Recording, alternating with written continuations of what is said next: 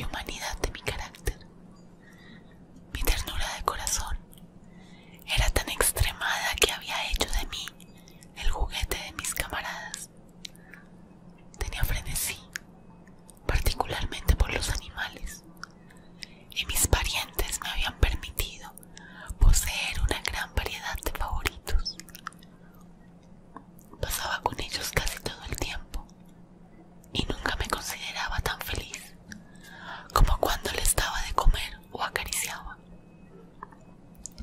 Esta particularidad de mi carácter aumentó con los años, y cuando llegué a ser un hombre, vino a constituir uno de los principales motivos de placer.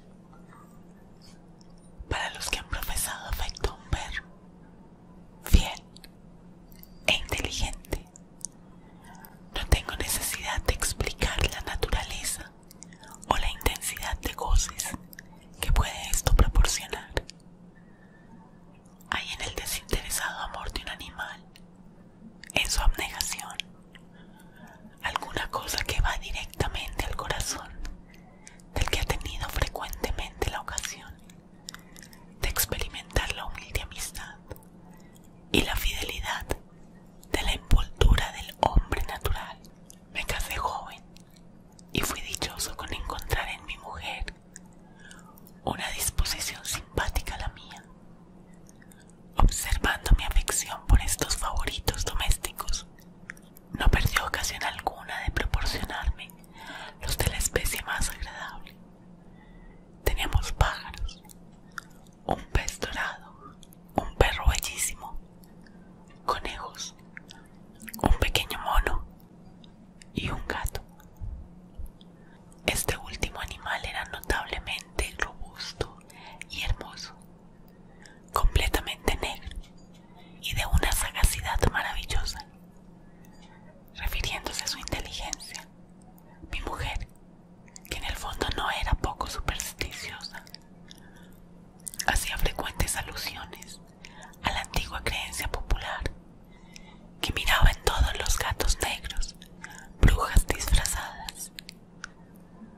No significa esto que ella hablase siempre seriamente sobre este punto, y si yo lo menciono, es sencillamente porque me viene a la memoria en este momento. Plutón, este era el nombre del gato, era mi favorito, mi camarada.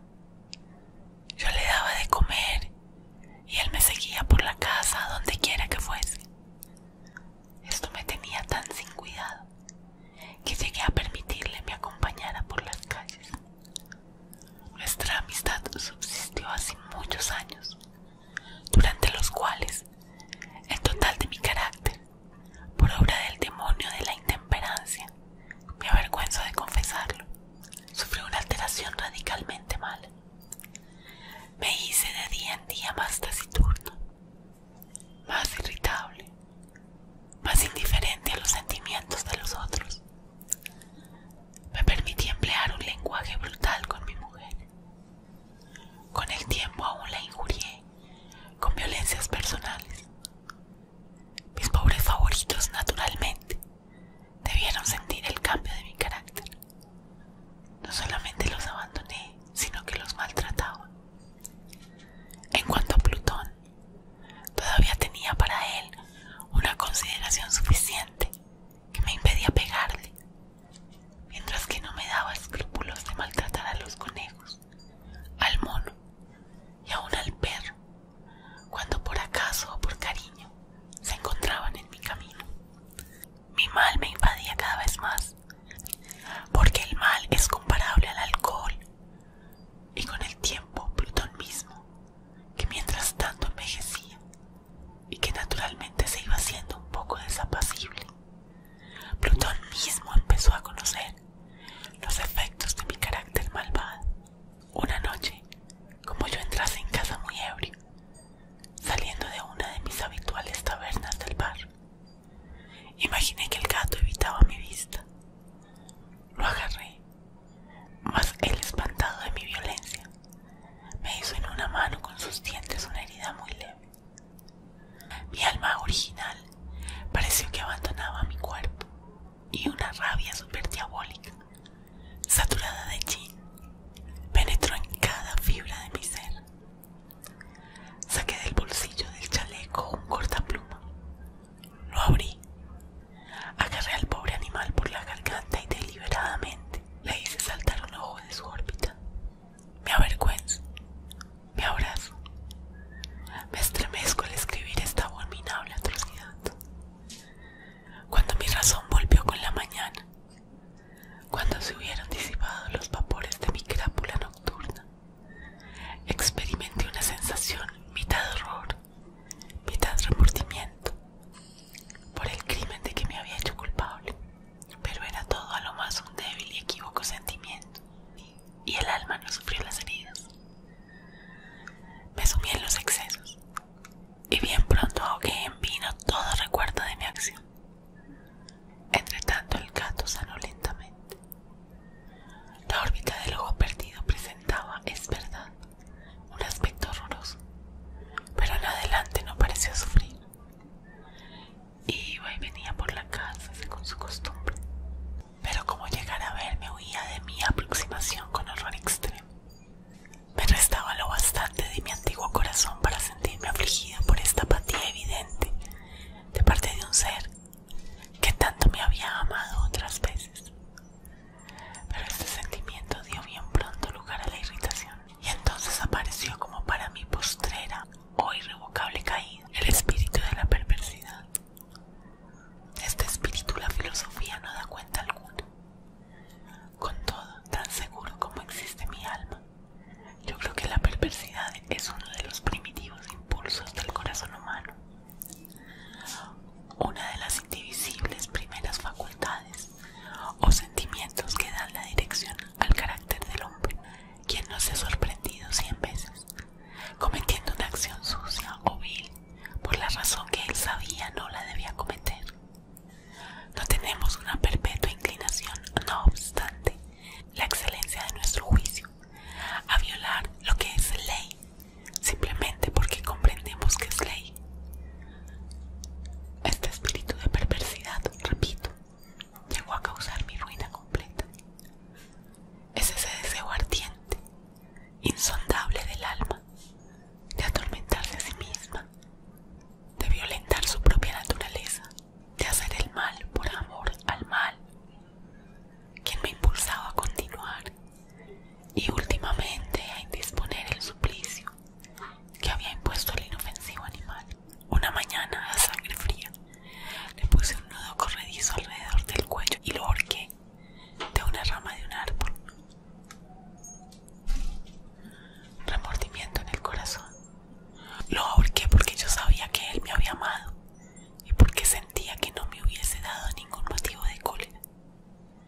Lo ahorqué porque sabía que haciéndolo así cometía un pecado mortal que comprometía mi alma inmortal, al punto de colocarla, si tal cosa es posible, fuera de la misericordia infinita del Dios misericordiosísimo y terribilísimo. En la noche que siguió al día en que fue concebida esta cruel acción, fui despertado a los gritos de fuego. Las cortinas de mi lecho estaban convertidas en llamas. Toda la casa estaba ardiendo. No sin gran dificultad escapamos del incendio, mi mujer, un criado y yo. La destrucción fue completa. Fue absorbida toda mi fortuna, y entonces me entregué a la desesperación. No pretendo establecer una relación de la causa con el efecto, entre la atrocidad y el desastre. Estoy muy por encima de esta debilidad. Mas doy cuenta de una cadena de hechos y no quiero descuidar ni un solo eslabón. El día que siguió al incendio visité las ruinas. Los muros